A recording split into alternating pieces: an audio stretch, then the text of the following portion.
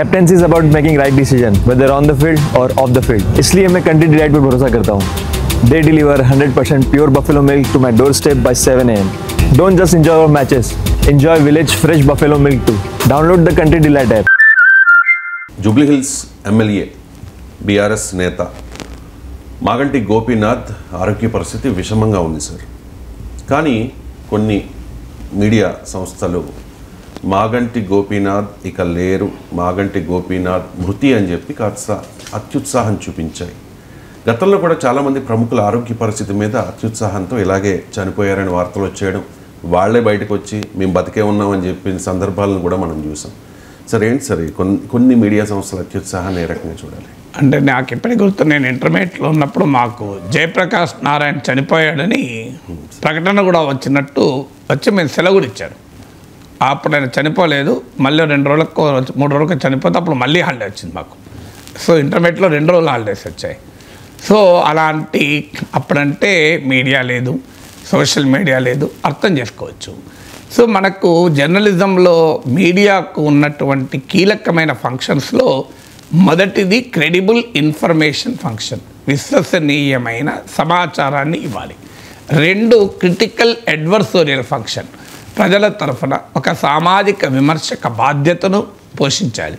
3వది agenda setting function, సమాజానికి ఉపయోగపడేటువంటి ఎజెండాను నిరంతరం సెట్ చేయాలి. 4వది పాస్ టైం ఫంక్షన్ అంటారు, అంటే ఎంటర్టైన్మెంట్ ఫంక్షన్. ఇది న్యూస్ మీడియాకు వర్తించకపోయినా కొంతమేర న్యూస్ మీడియాకు కూడా వర్తిస్తుంది, అందుకే మనం కూడా సినిమా ప్రోగ్రాంలు కూడా న్యూస్ ఛానల్స్ వేస్తుంటారు. సో ఇది ఈ 4, అందులో మొదటి 3 ముఖ్యమైనవి. అందులో మొదటిది credible information function.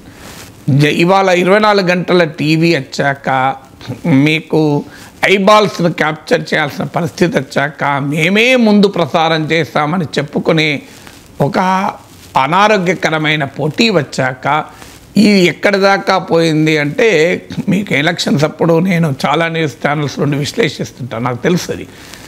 BJP leading 10, Congress leading 2 అని ఇస్తారు. నెక్స్ట్ ఛానల్ వాళ్ళు వెంటనే స్కోలింగ్ మార్చి BJP leading 11, Congress leading in 3 అంటారు. నెక్స్ట్ ఛానల్లో బీజేపీ లీడింగ్ 14, కాంగ్రెస్ లీడింగ్ 5 అంటారు. నేను ఓ రోజు ఉండి అడిగాను, అంటే అంతే ఉంటుంది సార్, ఏమున్నది ఇటు కొద్దిగా అన్నారు. అంటే ఇలా లేటెస్ట్ అప్డేట్ చేస్తూ ఉంటారు. సో అందువల్ల ఈ రకమైనటువంటి ధోరణి ఆ స్పీడ్ కొరకు అక్యురసీని త్యాగం చేయడం, దీనివల్ల ఏమవుతుంది, ఎగ్జాగరేషను, సెన్సేషనలిజము, మీడియాకు ఉండేటువంటి దుస్థితిది, రాంగ్ హెడ్లైన్స్ ఇవ్వడము. కానీ ఒక మనిషి ప్రాణం విషయంలో చేయాలి కదా. నాకు ఇప్పటికి గుర్తు, మాధవరెడ్డిని మాధవరెడ్డిని నక్సలైట్లు చంపేశారు. ఇప్పుడు ఆయన అప్పుడు పంచాయతీరాజ్ మినిస్టర్, నాకు గుర్తున్నంతవరకు. ఆయన అంతకుముందు హోమ్ మినిస్టర్.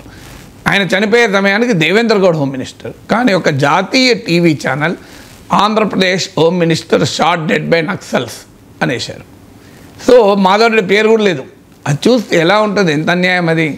అంటే వాళ్ళకి కనీసం వాళ్ళు ఎవరు కూడా కన్ఫర్మ్ చేసుకోరు. సో ఇలా ఉంటారు. నాకు ఒకసారి ఒక దగ్గర నుంచి ఫోన్ వచ్చేది, సార్ అన్యాయం సార్, మీరు కూడా భూములు ఆక్రమిస్తున్నారా సార్ అన్నాడు. నేను భూములు ఆక్రమించడం ఏంటయ్యా, లేదు సార్ మీ మీద కేసు అయిందంటే అరెస్ట్ కూడా చేస్తారట కదా అని. అదేంటి అంటే, నా పేరు నాగేశ్వరరావు అని ఒక పేరుంటే ఎమ్మెల్సీ నాగేశ్వరరావుపై భూ ఆక్రమణ కేసు అని స్టోనింగ్ వచ్చింది. నన్ను కూడా మీడియా అడపా నాగేశ్వర్ అనక నాగేశ్వరరావు అంటుంటుంది. అది అనుకొని నన్ను అనుకున్నారు. అంటే నాగేశ్వరరావుల మధ్య నీకు తేడా తెలియకపోతే ఆ స్కోలింగ్లో ఎమ్మెల్సీ నాగేశ్వరరావు రావాల్సింది నాగేశ్వర్ అని వచ్చింది. దానివల్ల నాకు ఎంత నష్టం జరిగిందో చూడండి. ఉదాహరణ చెప్తాను. ఇలా నేను ఒకరోజు వరంగల్ నుంచి వస్తున్నా, భువనగిరి దగ్గర ట్రాఫిక్ బాగా స్లో అయింది.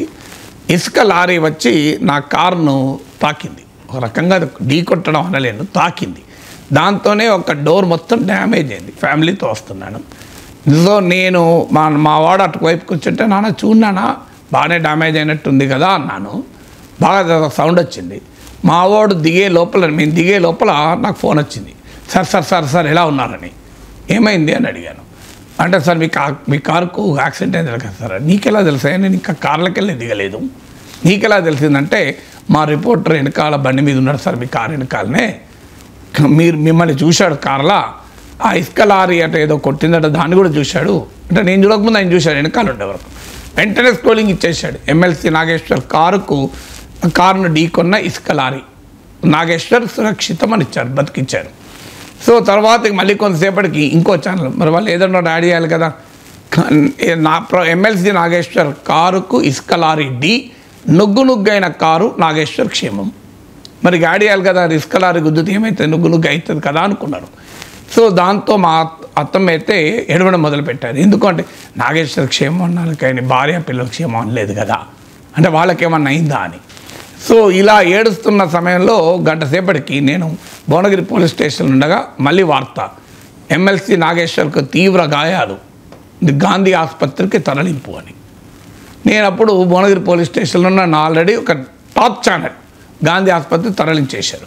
నా గాంధీ హాస్పిటల్ సూపరింటెండెంట్ నుంచి ఫోన్, సార్ మీరు ఎక్కడ ఉన్నారు సార్, ఏ వార్డులో ఉన్నారు, మీ ఫ్రెండ్స్ వచ్చారు సార్, మిమ్మల్ని అభిమానించే వాళ్ళు ఇప్పటికే 50-60 మంది వచ్చేసారు సార్, మీరు ఎక్కడో మా ఆసుపత్రిలో ఉన్నారు. నేను ఎక్కడున్నానే, భువనగిరి పోలీస్ స్టేషన్లో ఉన్నా అన్న. అదేం సార్ మా మీద గొడవ చేస్తున్నారు, నాగేశ్వర్ గారు ఎలా ఉన్నారు చూపెట్టండి, మీ నాగేశ్వర గురించి మాకు ఇన్ఫర్మేషన్ ఇస్తలేరు, మెడికల్ బులెటిన్ ఎప్పుడు వస్తుంది అని అడుగుతున్నారు. నేను మంచిగా ఉన్నా కానీ మెడికల్ బులెటిన్ ఎక్కడ, పోలీస్ బులెటిన్ రావాలి ఇప్పుడు అంటే, మరి ఏం చేయాలి సార్ అని అన్నారు. అప్పుడు నేను అన్ని టీవీ ఛానళ్ళకు ఫోన్లు చేసి, నాకేం కాలే, నా కారు ఇసుక లారీ గుద్దిన మాట నిజం, నేను నుగ్గు కాలే. సో వాళ్ళు నుగ్గు అయినాక నాగేశ్వర్ ఎట్లా బతుకుంటాడు, నేను తెలుగు సినిమా హీరోనా, నుగ్గు అయినాక కూడా హీరో బయటకు వచ్చి రావు నువ్వు ఏమనుకున్నావు నన్ను అనుకుంటా రావడానికి, నేను సినిమా హీరో కాదు కదా. సో నుగ్గునైన కార్లకి వెళ్ళి వస్తారు, తొడగొడితే రైలు ఆగిపోతుంది, మీసం తిప్పితే విమానం ఆగిపోవడానికి నేనేమన్నా సినిమా యాక్టర్నా. సో ఇలా నుగ్గునైన కార్లకి వెళ్ళి కూడా సురక్షితంగా బయటపడ్డ నాగేశ్వర్ అని ఒక ట్రోలింగ్ అయ్యండి అన్న. నుగ్గైన కారు నుంచి సురక్షితంగా బయటపడ్డ నాగేశ్వర్, తెలుగు సినిమా హీరోలను మరిపించిన ఎమ్మెల్సీ అని వేయండి అని చెప్పిన. సో ఇది నా అనుభవం చెప్తున్నా. అందువల్ల ఈ అత్యుత్సాహం వల్ల ఏమవుతుందంటే, values of journalism, speed and accuracy అనేది ఈ రెండు ఒకదానికోటి కాంప్రమైజ్ కాకూడదు. అందులో ఒక వ్యక్తి అది హైదరాబాద్ ఎమ్మెల్యే హాస్పిటల్ ఏం కన్ఫర్మ్ చేసుకోలేరా, ఏమైనా పెద్ద అసాధ్యమా? సో వాళ్ళ కుటుంబ సభ్యులకైనా ఫోన్ చేయొచ్చు, ఏజీకి వెళ్ళేలా చేయొచ్చు, ఏం కొంపలు మునుగుతాయి. సో అలా ప్రాణాలు తీయడం ఎందుకు? సో అందువల్ల డెఫినెట్గా దీన్ని మనం అంగీకరించకూడదు. సో ఈ ర్యాట్ రేస్ అంటారు. సో ఇంగ్లీష్లో సామెత ఉంది, this is a rat race అని ఈడియం ఉంది, బట్ ర్యాట్స్ ఆర్ వన్ అని. సో మనం we should not allow this. ఈ ట్రెండ్స్ అనేది కాదు, ఏం ఒక 5 నిమిషాలు ఆలస్యమైన అక్యురేట్ ఇన్ఫర్మేషన్ ఇవ్వడం అనేది సమాజానికి మంచిది. జర్నలిజంలో అనారోగ్యకరమైన పోటీకి నిదర్శనం.